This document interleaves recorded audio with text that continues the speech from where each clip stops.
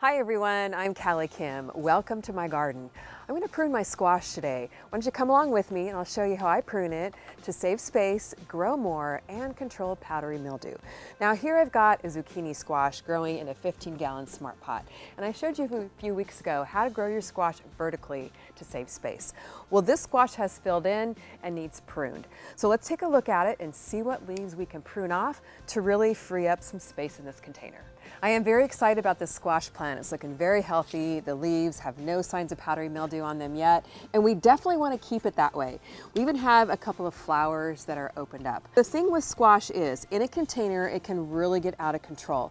So I am growing it vertically up a trellis, and a couple of things I always use when I prune my squash are my gloves, because the leaves and the branches are really scratchy. And my favorite pruners, these are actually a precision pruner with a curved tip. And I'll tell you why that's important in just a moment. Then I've got my jar of isopropyl alcohol, and thanks again to James from the Gardening Channel for this wonderful tip.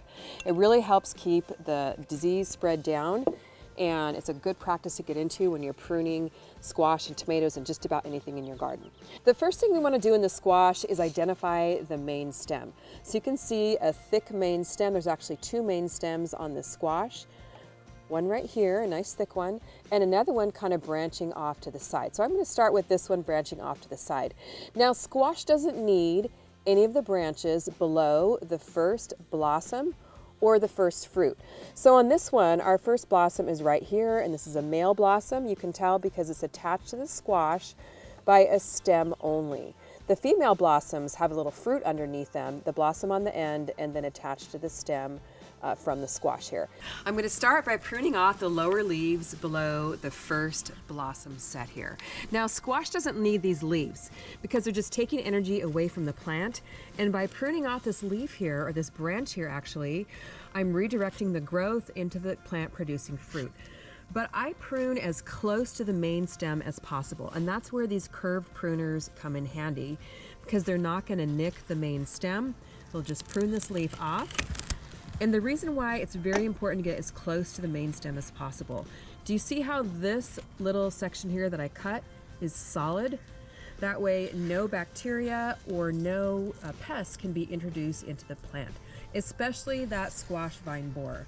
Now let me just show you something about squash branches. They're hollow in the middle. If you cut your branches off halfway through the branch, it's going to leave this big hollow gaping hole, which pathogens and disease can easily get into. The dreaded squash vine borer, this is a good spot for them to bore into your plant, and that's the end of your plant. By cutting close to the stem, you've got this nice solid spot here, which really minimizes the chance of disease, really keeps your plant healthier and free from powdery mildew. I'm going to cut that one off. I'm not going to remove one, I'm just going to go ahead and let them grow because we're growing in a smart pot.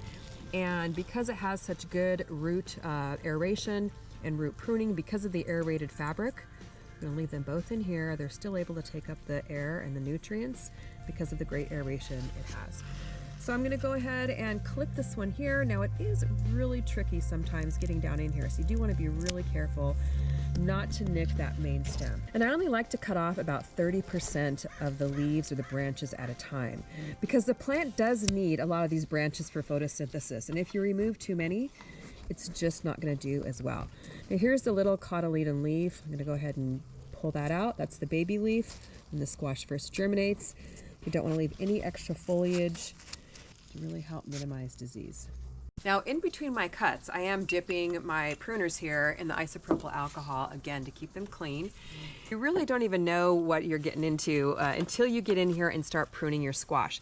And here I'm noticing a whole nother stem. Now, this is a much smaller plant. You can see it's kind of growing underneath the main plant in the container, and I am going to go ahead and thin this out because it's just going to be competing for water and nutrients with the other larger plants. To do this, I'm going to clip at the very bottom at soil level, not just pull it out because that will disturb the roots of the other plants. Clip it out. I know it's really hard to do, but it's going to be worth it because it's going to help me grow more squash coming on. This looks like a scallop squash because of course, I don't know what happened to my tag, but you can see the beautiful scalloped edges. When this flower opens up, this will be a female flower because we've got a little baby squash attached underneath it.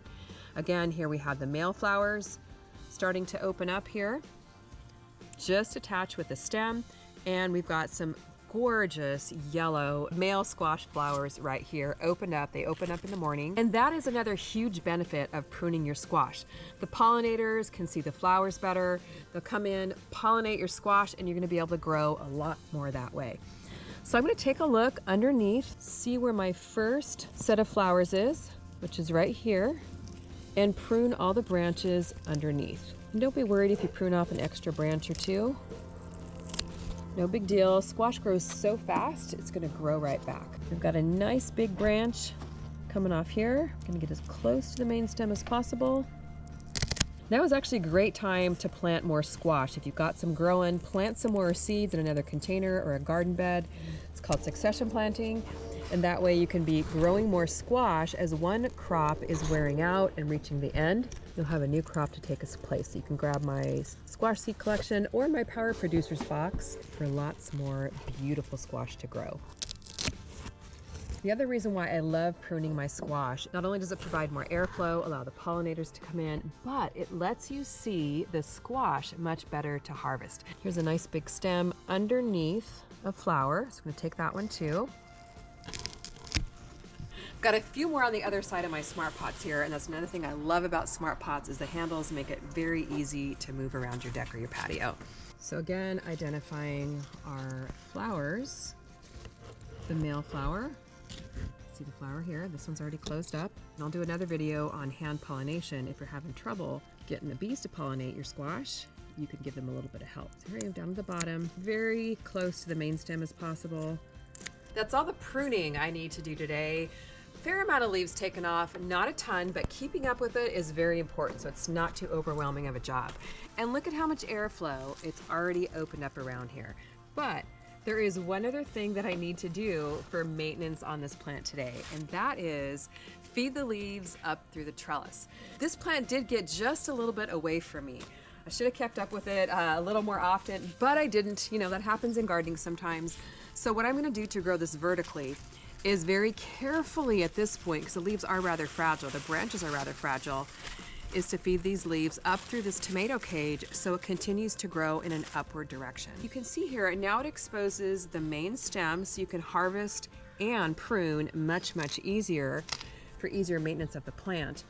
Now, if I have some that do get away from me that I can't quite fit into the trellis, what I've been using this year, and you saw this on my tomato pruning video, is these tomato clips. Now you can use them for cucumbers, squash, anything that you need to attach to a trellis. So if it's not quite gonna fit under the trellis, we're just gonna go ahead and clip it right to the trellis. And I like these because they're green, so it's kind of fun to have different colors. I always like to prune my squash either early in the morning or in the evening, not in the heat of the day, because pruning really does stress out the plant. You can see how the leaves are kind of wilted, but don't worry about that. It will perk up. Usually I'll give them a little bit of a drink of some worm tea just to help them perk up and deal with the stress of pruning. But it really does help manage the size, control the airflow, control the powdery mildew, and I'm really looking forward to harvesting some. So hopefully this video was helpful. Comment down below. Let me know if you're growing your squash vertically and if you're going to be pruning it soon. Thanks for watching. See you next time in the garden.